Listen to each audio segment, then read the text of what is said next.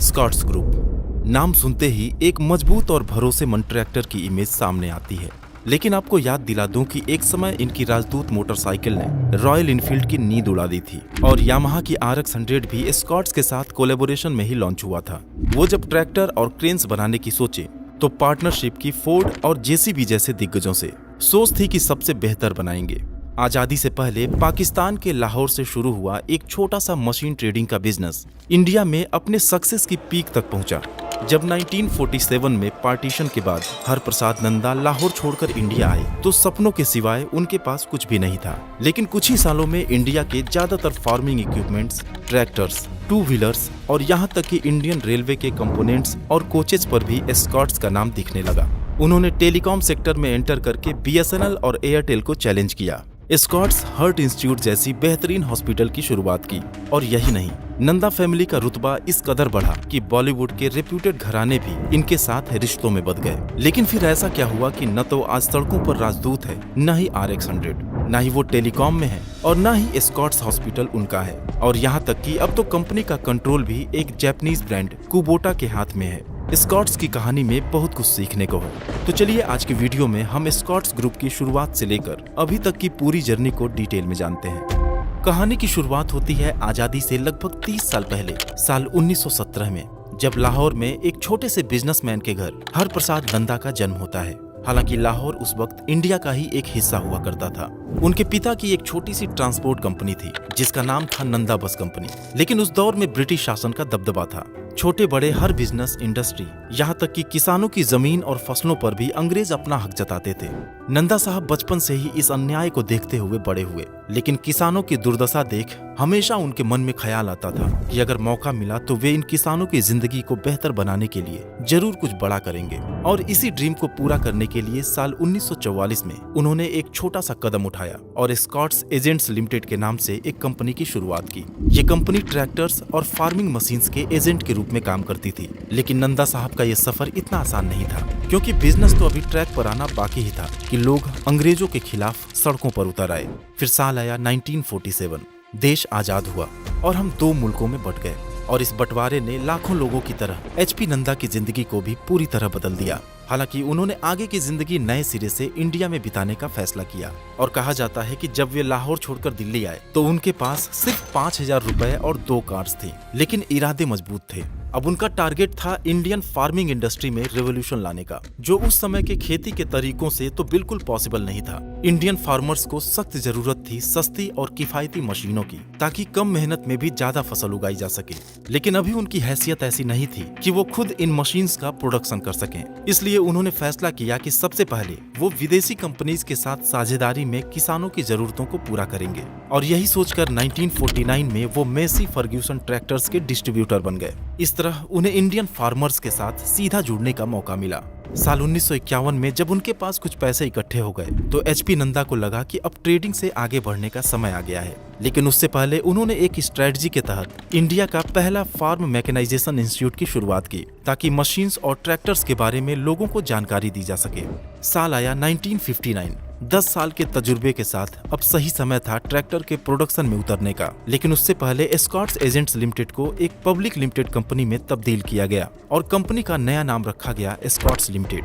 और दोस्तों, ऐसे किसी भी कंपनी के स्टेक में अगर आप इन्वेस्ट करके प्रॉफिट कमाना चाहते हैं तो जरूरत होगी एक डीमैट अकाउंट की, जो आमतौर पर हम ऐसे ब्रोकर के साथ ओपन करना पसंद करेंगे जहां पर अकाउंट ओपनिंग बिल्कुल फ्री होता है। बट इस केस में हम अपने इन्वेस्टमेंट या फिर ट्रेड्स पर बहुत सारा ब्रोकरेज पे कर रहे होंगे। लेकिन अगर हम M stock by Mirae Asset के साथ अपना डीमैट अकाउंट ओपन करते हैं तो delivery, intraday, future and option, mutual funds और IPO जैसे सभी सेगमेंट के अंदर जीरो ब्रोकरेज का फायदा उठा सकते हैं। और इस zero brokerage for life across all products का फायदा मिलता है सिर्फ 999 के प्लान में। और इसके अलावा एडिशनल 999 का पेमेंट करके आप लाइफ टाइम AMC चार्जेस से भी छुटकारा पा सकते हैं। एम स्टॉक के साथ आपको मार्जिन ट्रेडिंग की फैसिलिटी भी मिलती है, जो सिर्फ 6.99% के one of the lowest daily interest rate से शुरू होती है। साथ ही 1 click order execution, 1 click order placement और वॉइस सर्च से अपने फेवरेट स्टॉक को खोजने जैसे कई शानदार फीचर्स भी मिलते हैं। मिराई एसेट 25 ईयर्स ओल्ड एक फाइनेंस कंपनी है जो 16 कंट्रीज में अपनी बेहतरीन सर्विसेज के लिए जानी जाती है। और एम स्टॉक पर 64 करोड़ से भी ज्यादा ट्रेड्स, 1800 करोड़ का एमटीएफ बुक और 15 लाख से भी ज्यादा यूजर्स इसकी रिलायबिलिटी को दिखाते हैं। तो फिर देर किस बात की, एम स्टॉक के साथ अभी अपना डीमैट अकाउंट ओपन करिए और अपने ट्रेडिंग एंड इन्वेस्टमेंट जर्नी की शुरुआत करिए। अधिक जानकारी आपको डिस्क्रिप्शन में दिए लिंक से मिल जाएगा। चलिए कहानी पर वापस लौटते हैं।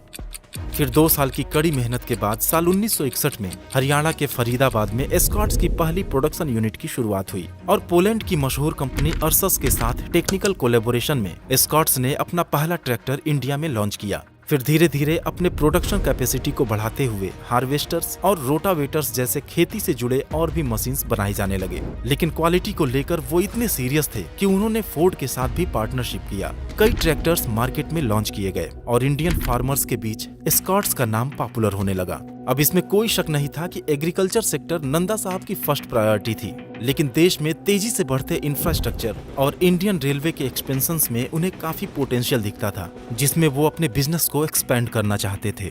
फिर क्या था, जेसीबी जैसे दिग्गज के साथ कोलैब करके एस्कॉर्ट्स ने क्रेन्स एंड फॉर्कलिफ्ट जैसे material handling and construction equipment भी बनाना शुरू कर दिया और जल्द ही वे इंडियन रेलवेज के सबसे रिलायबल पार्टनर भी बन गए। Railway wagons, brakes, suspension systems, coupling और डैम्पर्स जैसे ज्यादातर पार्ट्स पर एस्कॉर्ट्स का ही नाम दिखने लगा। और दोस्तों, तब से लेकर आज तक एस्कॉर्ट्स ने इंडियन रेलवेज के भरोसे को कायम रखा है। फिर आया 1960 का दशक। एचपी नंदा का कॉन्फिडेंस 7वें आसमान पर था। देश की बढ़ती जरूरतों और ग्रोथ की पॉसिबिलिटीज को देखकर उन्होंने सोचा कि क्यों न बिजनेस को और भी सेक्टर्स में डाइवर्सिफाई किया जाए। एस्कॉर्ट्स की कहानी अब एक नया मोड़ लेने वाली थी। मार्केट को एनालाइज करने के बाद एचपी नंदा को महसूस हुआ कि देश के मिडिल क्लास और गरीब किसानों को एक सस्ते और भरोसेमंद 2 व्हीलर की जरूरत है, क्योंकि उस वक्त मार्केट में अवेलेबल बुलेट और एसडी जैसी भारी भरकम और महंगी बाइक्स को खरीदना और मेंटेन करना सबके लिए पॉसिबल नहीं था। वो काम पर लग गए और दुनिया की टॉप 2 व्हीलर कंपनीज के साथ बातचीत करना शुरू किए और पहली डील फाइनल हुई पोलैंड की एक कंपनी एसएचएल के साथ, जिनके साथ पार्टनरशिप में उन्होंने राजदूत मोटरसाइकिल को इंडिया में लॉन्च किया। लाइट वेट, फ्यूल एफिशिएंट और लो मेंटेनेंस होने की वजह से गांव की खराब रोड हो या शहर की पक्की सड़क, हर जगह राजदूत दिखने लगी। गरीब किसान से लेकर यूथ तक और यहाँ तक कि पुलिस और गवर्नमेंट डिपार्टमेंट की ये पहली पसंद बन गई। लेकिन एस्कॉर्ट्स सिर्फ राजदूत की सफलता के साथ ही रुकने वाला नहीं था। उसने यामाहा के साथ मिलकर साल 1983 में यामाहा 350 और 1985 में यामाहा RX 100 को भी लॉन्च कर दिया। सही सुना आपने, यामाहा को इंडिया में स्टैब्लिश करने वाला एस्कॉर्ट्स ग्रुप ही है। लेकिन दोस्तों, एस्कॉर्ट्स ग्रुप का डाइवर्सिफिकेशन का जुनून एक अलग ही लेवल पर था। वो ऐसे सेक्टर्स में भी एंटर करना शुरू कर दिए जिसमें उन्हें कोई भी एक्सपीरियंस नहीं था। साल 1980 में वो फाइनेंशियल सेक्टर में एंटर करते हुए एस्कॉर्ट्स फाइनेंस लिमिटेड यानी EFL के नाम से एक NBFC की शुरुआत किए और फिर हेल्थ केयर के फील्ड में भी उतरते हुए उन्होंने फरीदाबाद में Escorts hospital and research centre की शुरुआत कर दी। इसके अलावा फरीदाबाद में एक world class scientific research centre और बेंगलोर में दूसरा प्लांट भी लगाया गया ताकि बढ़ते हुए डिमांड को पूरा किया जा सके। अब यहाँ तक तो सब कुछ ठीक था, लेकिन दोस्तों 80s का दौर जो एस्कॉर्ट्स के लिए सुनहरे सपनों जैसा था, धीरे धीरे एक खौफनाक मोड़ लेने वाला था। कुछ ऐसी गलतियां हो रही थी जो एस्कॉर्ट्स को बर्बाद करने वाली थी। चलिए जानते हैं कैसे। एचपी नंदा के 2 बेटे हुए, राजन नंदा और अनिल नंदा, जिसमें से बड़े बेटे राजन साल 1965 के आसपास ही पिता को बिजनेस में सपोर्ट करने लगे थे। हालांकि उस वक्त उनकी उम्र 25 साल से भी कम थी, लेकिन 80s के दौर तक राजन नंदा ही कंपनी के सभी बड़े फैसले लिया करते थे। और हाँ, राजन नंदा की शादी ने भी उन दिनों काफी सुर्खियां बटोरी थी, क्योंकि एचपी नंदा ने उनकी शादी हिंदी सिनेमा के शोमैन कहे जाने वाले राज कपूर की बेटी रितु नंदा से की थी। फिर साल आया 1995। सभी बड़े बिजनेस घराने टेलीकॉम में अपनी दिलचस्पी दिखा रहे थे। राजन नंदा को भी लगा कि फ्यूचर उधर ही है और बिना कुछ सोचे समझे वो हांगकांग की एक कंपनी फर्स्ट पैसिफिक के साथ पार्टनरशिप में टेलीकॉम सेक्टर में भी एंटर कर गए और यूपी, हरियाणा और केरला में एस्कोटेल के नाम से 2G की सर्विसेज शुरू कर दिए।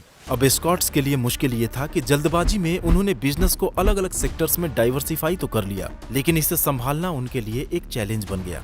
जहां एक तरफ महिंद्रा ने ट्रैक्टर्स एंड फार्म इक्विपमेंट्स के सेगमेंट में उनकी टॉप पोजीशन छीन ली थी, वहीं फाइनेंस सेक्टर में गवर्नमेंट के रेगुलेशंस की वजह से तगड़ा नुकसान होने लगा और रही सही कसर 91 के लिबरलाइजेशन ने पूरी कर दी, जब हीरो होंडा, सुजुकी और बजाज की बेहतर टेक्नोलॉजी वाली लाइट वेट और फ्यूल एफिशिएंट बाइक्स के सामने उनके राजदूत और RX 100 का जादू फीका पड़ने लगा। इस वक्त राजन नंदा बिल्कुल अकेले पड़ गए, क्योंकि पिता एचपी नंदा की उम्र ज्यादा होने से वो बिजनेस से दूरी बना लिए थे और राजन के बेटे निखिल की उम्र महज 15-16 साल की थी।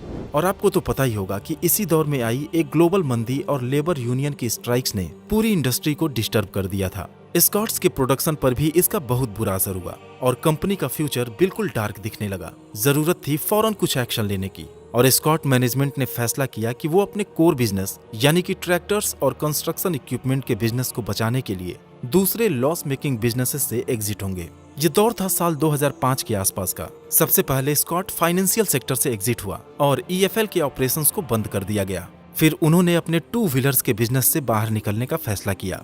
लेकिन दोस्तों, राजदूत और RX 100 जैसे पॉपुलर बाइक्स का प्रोडक्शन बंद करने का फैसला आपको कैसा लगा? ये फैसला काफी शॉकिंग था, लेकिन ये स्कॉट्स की मजबूरी थी। दरअसल जब राजदूत का प्रोडक्शन शुरू हुआ तो विदेशी कंपनीज इंडिया में डायरेक्ट बिजनेस नहीं कर सकती थी। स्कॉट्स ने SHL और यामाहा की टेक्नोलॉजी पर बाइक्स तो लॉन्च कर दिया, लेकिन खुद कभी R&D या इंजन बनाने के डायरेक्शन में काम ही नहीं किए, जैसा कि हीरो और बजाज ने किया था। और जब 91 के लिबरलाइजेशन के बाद इंडियन मार्केट ओपन हुआ तो जापानीज ब्रांड के सामने ये टिक नहीं पाए। साथ ही यूथ की बदलती पसंद और गवर्नमेंट की टाइट एमिशन नॉर्म्स ने साल 2005 आते आते उन्हें इस धंधे पर भी ताला लगाने पर मजबूर कर दिया। उसी दौरान 2004 में ही स्कॉट्स ने अपना टेलीकॉम कंपनी एस्कोटेल भी आइडिया सेल्यूलर को सेल कर दिया। फिर बारी आई हेल्थ केयर सेक्टर की, जब फोर्टिस हेल्थ केयर ने साल 2005 में स्कॉट्स हार्ट इंस्टीट्यूट का एक्विजिशन कंप्लीट किया। हालांकि इस डील ने राजन नंदा और उनके छोटे भाई अनिल नंदा के बीच एक दरार पैदा कर दी। अब दोस्तों, इस फैमिली डिस्प्यूट के पीछे भी बड़ी लंबी कहानी है, लेकिन मैं शॉर्ट में बता देता हूँ। दरअसल एचपी नंदा के बाद जब स्कॉट्स की कमान उनके बड़े बेटे राजन नंदा के हाथों में आई तो उनके ज्यादातर डिसीजंस छोटे भाई अनिल नंदा को सही नहीं लगते थे और तमाम सेक्टर्स में स्कॉट्स के काम को समेटना कहीं न कहीं उन्हें खटकने लगा। जैसे ही साल 99 में उनके पिता की डेथ हुई और स्कॉट्स हार्ट इंस्टीट्यूट को सेल करने का प्रपोजल रखा गया तो वह खुलकर इसके विरोध में खड़े हो गए। मामला मीडिया और कोर्ट तक गया, लेकिन आखिरकार फैसला राजन नंदा के फेवर में आया और अनिल हमेशा के लिए स्कॉट्स ग्रुप से अलग हो गए। उस वक्त तक राजन नंदा के बेटे निखिल भी स्कॉट्स को ज्वाइन कर चुके थे, जो बॉलीवुड सुपरस्टार अमिताभ बच्चन की बेटी श्वेता बच्चन के पति भी हैं। अब स्कॉट्स के पास अपने कोर बिजनेस पर फोकस करने का पूरा मौका था। उन्होंने अपने popular tractor brand Farmtrac और पावर ट्रैक को टेक्नोलॉजी और फीचर्स के मामले में और भी बेहतर बनाने पर काम किया। साथ ही छोटे किसानों की जरूरतों को ध्यान में रखते हुए स्टील ट्रैक के नाम से कॉम्पैक्ट ट्रैक्टर्स को भी लॉन्च किया गया, लेकिन फाइनेंशियली वो बहुत कमजोर और कर्ज में डूबे हुए थे। बिजनेस को और मजबूत करने के लिए फंड की जरूरत थी और इसी के चलते साल 2008 में स्कॉट्स ने जापान की दिग्गज कंपनी कुबोटा कॉर्पोरेशन के साथ साझेदारी की, जो स्कॉट्स की कैपेबिलिटी को देखते हुए अपने स्टेक धीरे धीरे बढ़ाता रहा। फिर साल आया 2018, जब स्कॉट्स के चेयरमैन राजन नंदा की डेथ के बाद कंपनी की कमान निखिल नंदा के हाथों में तो आई, लेकिन कंट्रोल कुबोटा कॉर्पोरेशन की तरफ शिफ्ट होने लगा, क्योंकि 2022 तक कुबोटा ने स्कॉट्स में अपनी हिस्सेदारी बढ़ाकर 53% से भी ज्यादा कर लिया था और नंदा फैमिली के पास केवल 14% की हिस्सेदारी ही रह गई थी। खैर, आज की बात करें तो Escorts Kubota limited farming, construction and automotive parts के प्रोडक्शन के अलावा रेलवे इक्विपमेंट्स का भी मेन सप्लायर है और लगभग 15,000 लोगों को रोजगार देने के साथ ही 80 से भी अधिक देशों में अपने प्रोडक्ट्स को एक्सपोर्ट करता है। तो दोस्तों, उम्मीद है कि आपको स्कॉट्स ग्रुप के बारे में कुछ नई जानकारी मिली होगी। Investments in securities markets are subject to market risks. Read all the related documents carefully before investing. Thanks for watching.